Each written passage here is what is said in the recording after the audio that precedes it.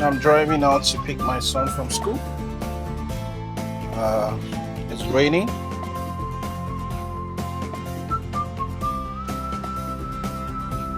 It's raining cats and dogs out there. Um, Let me share this. I think when I was young, my dad has always had a car. You know, I can't remember a period where my dad didn't have a car for probably more than a year. I don't think that exists. My dad always had a car, and why is that? Because he's into public transport, taxi. He's driving taxis before the yellow taxi, yeah. And he's also, I think when I was in SS1 or SS2 thereabout, he used to also operate a bus. You know, that was back then when buses were still like the primary means of transportation in Lagos, right? So I used to follow him. And what I'm basically talking about today is about cars, right? And how the power of your mindset, just set out what you expect and what you experience in life. Okay, so I had always believed that. So there was a particular point in time where my dad had, instructed me and my brother not to touch his car. So I think he traveled one time like that and left the car at a particular spot for so long that, out of curiosity, now, boys will be boys. We decided to go to the place and then put the car on gear, and then the car moved. I didn't know what to do, and thankfully there was a heap of sand ahead of us, and that helped to stop the car. Yeah. So my dad came back from his journey and they realized that somebody has moved the car, right? So obviously I was so scared, not knowing if I had spoiled something or not. And he asked about it and I lied, and then eventually got the truth out of me with some strokes of the cane.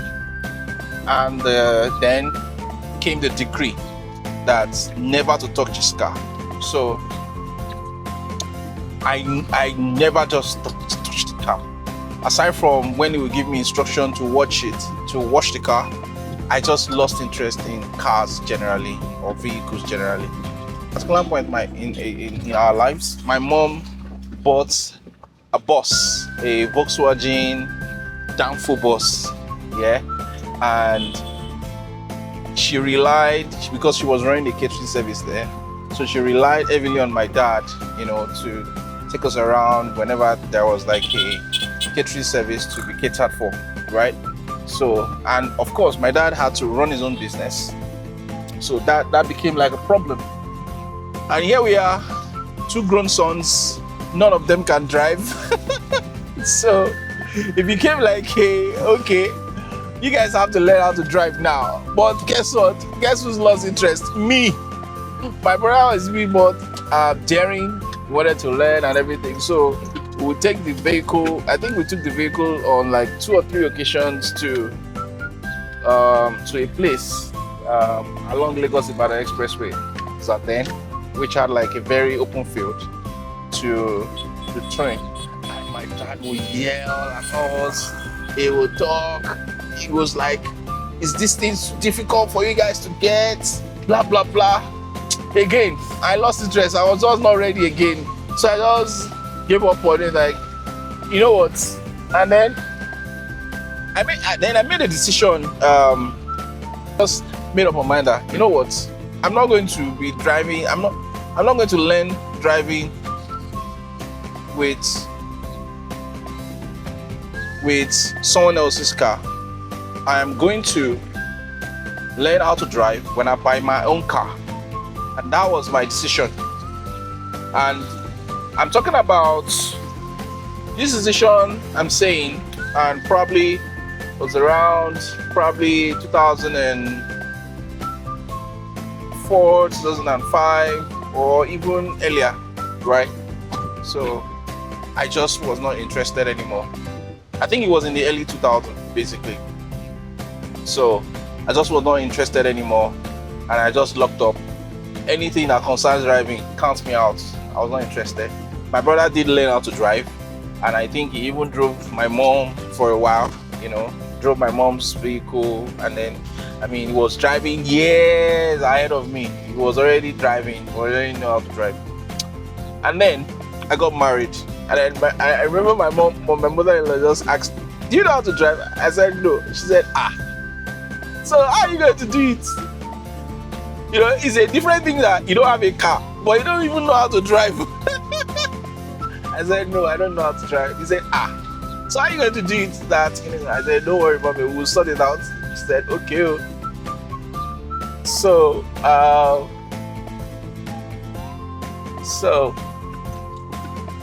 I think in the early years of our marriage, my mom-in-law has this car, more or less like a mini SUV car, right? So I think there was a particular weekend we were trying to do some adverts for the laundry service that we launched, right? So she borrowed this car for that weekend, and we used it to move around. And so my wife would drive. Of course, my wife also knew how to drive, but I still didn't know how to drive. That was it. But guess what? And this is the power of the mindset. I think my wife got me pregnant, and I've also had this mindset that I wouldn't want my wife or my child to be, I wouldn't want them to be carrying my son's pregnancy or my child's pregnancy on a bike and moving around. I wouldn't want to be taking my children on a bike to school, things like that. And then the very year that my wife got pregnant, right, I just had an opportunity, and then bam, the first car came. And I remember it was around December, right, where we were going to have like a get together, and I just announced that we got a small car, right? I think Great Wall, right? Great Wall, looks like Toyota Yaris, mini car like that. So we got the car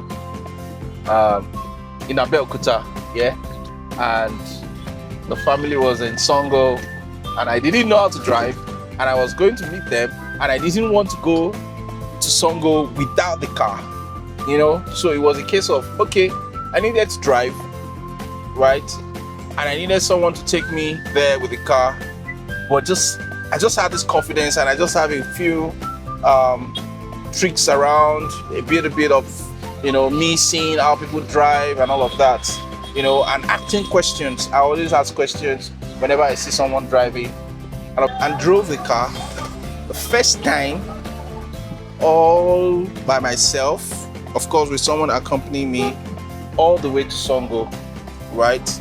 And that was the very first time I drove the car all by myself, and it was my first car. So again, this is just to let you know that the power of mindset and all of those things, has a lot. All right, nice talking to you. What decision are you making today? What mindset are you putting in place? How are you changing your life? How are you planning for your future? So start that mindset, change that mindset, and see how your life gets transformed. Right? I hope I inspired someone today. See you later. Let me go and pick my family. Bye.